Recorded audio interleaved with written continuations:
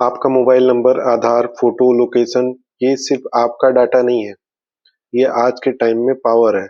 लेकिन सवाल ये है, इस डाटा का कंट्रोल आपके पास है या कंपनीज के पास भी? इस सवाल का जवाब देने के लिए इंडिया में आया है डिजिटल प्रोटेक्शन एक्ट। तो हम चलिए देखते हैं कि डिजिटल प्रोटेक्शन आया, क्यों आया है, क्या रीजन है, कहाँ अप्लाई होता है और आपके राइट्स क्या हैं और इसका डेली लाइफ में आपके ऊपर क्या इम्पैक्ट पड़ेगा। ये सारी चीजें हम अभी आने वाले स्लाइड्स में डिस्कस करेंगे। तो चलिए स्टार्ट करते हैं। तो पहला चीज, ये आया क्यों है? आज जो आप ऐप यूज करते हैं, ऑनलाइन शॉपिंग करते हैं, पेमेंट, बैंकिंग, हेल्थ रिकॉर्ड सब डिजिटल है। इस प्रोसेस में कंपनीज बहुत सारा पर्सनल डाटा कलेक्ट करती हैं, कभी-कभी डाटा मिसयूज भी करती हैं। स्पैम कॉल्स, फ्रॉड्स और डाटा लीक बढ़ते हैं। जैसे बहुत सारे डाटा ही गायब हो गया, डाटा चोरी हो जाते हैं, जिससे आपको कभी पता रहता है कि आप ये फूड ऑर्डर करने वाले हैं, ये आपका फेवरेट है, आप इसको ऑर्डर करने वाले हैं, आपने कहीं पे कोई चीज़ वीडियो देख लिया तो पता लगा इसको कहीं बात करना सुन लिया उसने कि ये प्रोडक्ट की बात हो रही है, तो अब उससे रिलेटेड ऐड दे रहे हैं ताकि वो आपको विजुअलाइज होता रहता है। 4 बार 5 बार देख रहे हैं तो आपको सही लगने लगा, आपने उसको ऑर्डर कर दिया बस। तो काफ़ी सारी चीज़ें हैं। स्पैम कॉल्स आ रहे हैं, आपने एक बार कहीं रजिस्टर कर दिया, सपोज आपने अपना क्रेडिट कार्ड बनवाने के लिए कहीं नंबर चेंज डाल दिया, pin number, sorry pan number, वहां उसके बाद फिर आपको उनके पास एक्सेस आ जाता है डाटा, तो डिफरेंट बैंक वाले कॉल करते थे कि आपको हम कार्ड दे रहे हैं, ये दे रहे हैं, दिन भर कॉल आते रहते हैं। तो ऐसी प्रॉब्लम को एड्रेस करने के लिए डिजिटल प्रोटेक्शन डाटा एक्ट लाया गया है। तो ताकि ये जो प्राइवेसी कंसर्न्स, ऐप जो डाटा कलेक्शन है, जो मिसयूज हो रहा है डाटा का, और ये सारी चीजें जो है उसको कम किया जा सके। तो अब एक्चुअल में देखते हैं पर्सनल डाटा होता क्या है। मतलब आपका नाम, मोबाइल नंबर, ईमेल, आधार, पैन, जो पर्सनल डाटा के अंदर में आता है क्या है, नेम, आधार, फोटो, बायोमेट्रिक और ऑनलाइन बिहेवियर, फोटोज, वीडियोस जो भी आपने इंस्टा पे, फेसबुक पे कहीं भी पोस्ट की है, जो आपका आईपी एड्रेस है, ये आता है आपको आइडेंटिफाई करने के लिए, पर्सनल आइडेंटिफाई कर लेते हैं। जैसे कि मैं जो भी कोई एक नाम है, वो यहाँ पर्टिकुलर लोकेशन पे रहता है, तो उसके आसपास एरिया में ये चीज है, उसको ये पसंद है, ये सारी चीजें काफी हो सकती है। डाटा का यूज बहुत तरीके से हो सकता है। तो अब हम आगे देखते हैं कि ये लॉ फॉलो मतलब किसके किसके ऊपर लगता है। पहले हम तो देख लिया क्या होता है और क्यों लाया गया है। अब हम देखते हैं कि ये किसके किसके ऊपर लगता है। जैसे जो मोबाइल ऐप्स हैं, वेबसाइट्स हैं, कंपनीज हैं, स्टार्टअप्स हैं, गवर्नमेंट डिपार्टमेंट्स हैं, आपका पर्सनल डाटा कलेक्ट, स्टोर या यूज करती हैं, उसको इस लॉ को फॉलो करना पड़ेगा। जो भी आपका डाटा स्टोर कर रही है तो उसका स्टोर कर लो, कोई दिक्कत नहीं, लेकिन उसका यूज नहीं होना चाहिए। जैसे आपने बेच दिया, थर्ड पार्टी आपको बेच दिया, वो आपने इससे कमा लिया, क्योंकि आने वाले कुछ सालों में डाटा ही फ्यूचर होने वाला है। तो डाटा का प्रोटेक्शन बहुत ज्यादा, इसके चक्कर में बहुत सारा इंडिया ने अब तो एक रूल ला दिया है कि अब जो इंडिया का डाटा है वो इंडिया में प्रोटेक्ट करोगे, बाहर कहीं स्टोर नहीं करोगे। तो उसके चक्कर में भी इंडिया में काफी डाटा सेंटर्स का बूम हो रहा है। तो ये सारी चीजें आपको ही प्रोटेक्ट करने के लिए बनाई गई है। तो इसमें सिटीजन का राइट क्या है? अब हम इसमें आगे सिटीजन का राइट देखते हैं कि क्या क्या है। Right to access the data, right to correction, right to delete the data, ये जो है मेजर है। इस ला के बाद में राइट क्लियर हो जाता है। जैसे आपका राइट है कि ये जानना है कि कौन सा डाटा कलेक्ट किया जा रहा है, कि आपका ऑडियो, जैसे जब भी आप कोई ऐप डालते हो तो आता है कि माइक्रोफोन अलाउ कर दो एक्सेस को, हम रिकॉर्ड करेंगे। अगर आप उसके टर्म्स एंड कंडीशन पढ़ोगे तो बोलेंगे कि हम फॉर द बेटर इम्प्रूवमेंट हम ये आपका डाटा कलेक्ट कर रहे हैं, but we will not use this particular related to app, ऐसे कुछ आता है। अपना डाटा डिलीट करवाने का रिक्वेस्ट भी डाल सकते हैं। जैसे आप कोई ऐप यूज किया, उसने डाटा कलेक्ट कर लिया, आपने अलाउ अलाउ कर दिया, उन्होंने डाटा कलेक्ट कर लिया, फिर उसके बाद आपने उसको इंस्टॉल कर दिया, लेकिन वो डाटा उनके पास ही है। तो आप उनको मेल या फिर उनको कंसेंट दे सकते हैं कि मेरा डाटा आप अपने प्लेटफॉर्म से डिलीट कर दिए। इवन तो जैसे कि कंपनीज है, आपने कहीं जॉब पे अप्लाई किया, वो खुद आपका कंसेंट लेते हैं कि हम आपका रिज्यूम स्टोर कर रहे हैं, फ्यूचर पर्पज में कुछ भी जॉब आएगा, कुछ लगेगा, हम उसको यूज करेंगे।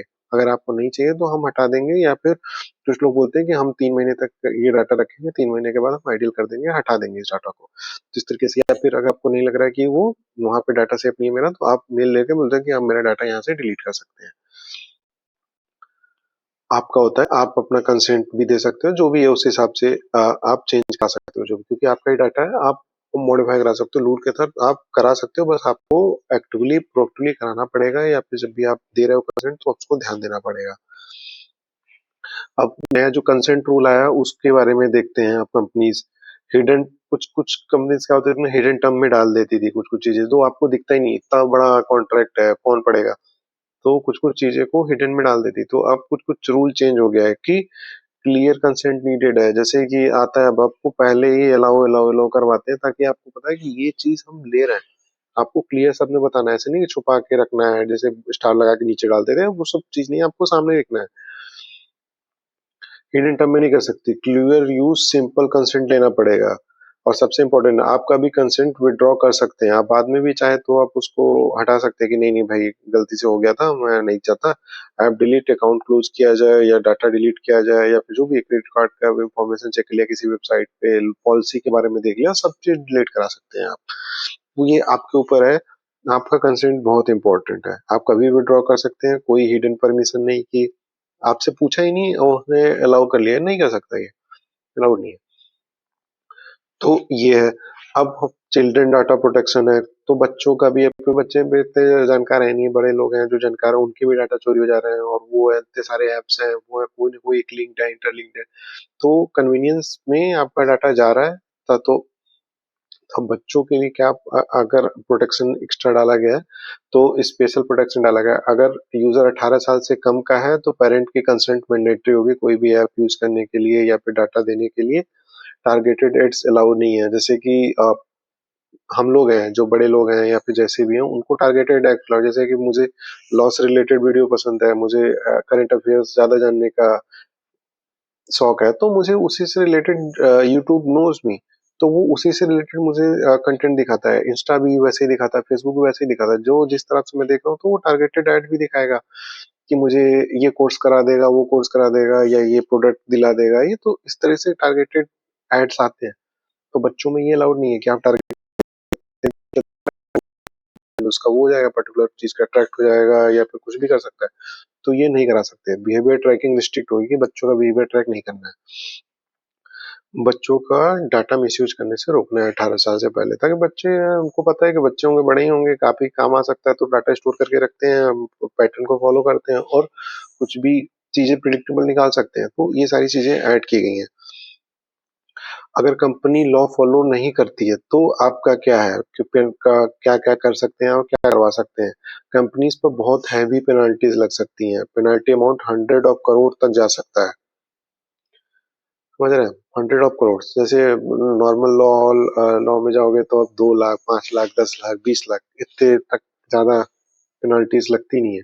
लेकिन इसमें पेनल्टीज कंपनी को बहुत ज्यादा, 100 ऑफ करोड़ तक लग सकता है, क्योंकि यही तो फ्यूचर है यार, यही डाटा चला गया तो काम खत्म। तो पेनल्टी का एम क्या है, कंपनीज को डिसिप्लिन में लाना, डाटा प्रोटेक्शन को प्रायोरिटी बनाना है।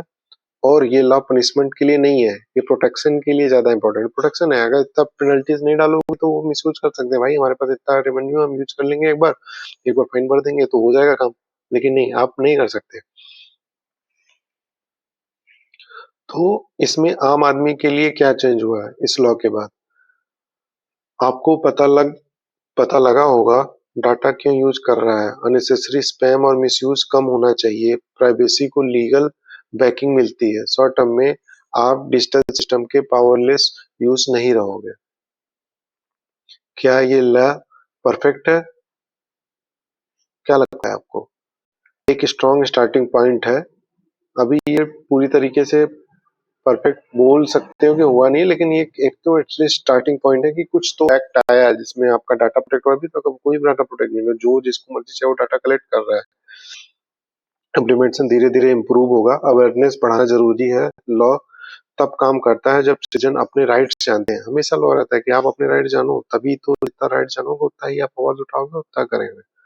तो digital personal data protection act का सिंपल मैसेज ये है, आप अपने डाटा के ओनर हो। आज के डिजिटल वर्ल्ड में प्राइवेसी लग्जरी नहीं, राइट है। जितना ज्यादा आप अवेयर रहोगे उतना ज्यादा आप डिजिटली सेफ रहोगे। ओटीपी, जितने भी सारे फ्रॉड्स होते हैं, आपका अगर पैटर्न नोन है उसको, तो वो कुछ भी कर सकता है। आपको पता है कि आपका बर्थ बनारस में हुआ है, दिल्ली में हुआ है, तो वो आपके प्राइवेसी से भी छेड़छाड़ कर सकता है। अगर इतना डाटा जानता है, आपके पैटर्न जानता है कि पासवर्ड्स आप ऐसे ऐसे रखते हो, तो आप किसी भी साइट पे गेस करना बहुत इजी हो जाता है। तो इसीलिए आप अपना जितना ज़्यादा डाटा शेयर करोगे, जितना ज़्यादा डाटा दोगे, तो वो आपके लिए ही हानिकारक है। तो आप अपने बारे में अवेयर रहो और अगर डाटा शेयर हो गया है तो डरो मत, उसको डिलीट करवा दो। और ये सारे ऑप्शंस देता है लॉ। तो ऐसे ही और natural citizen focus government policy के लिए चैनल को फॉलो और सब्सक्राइब करना ना भूलें। Thank you very much.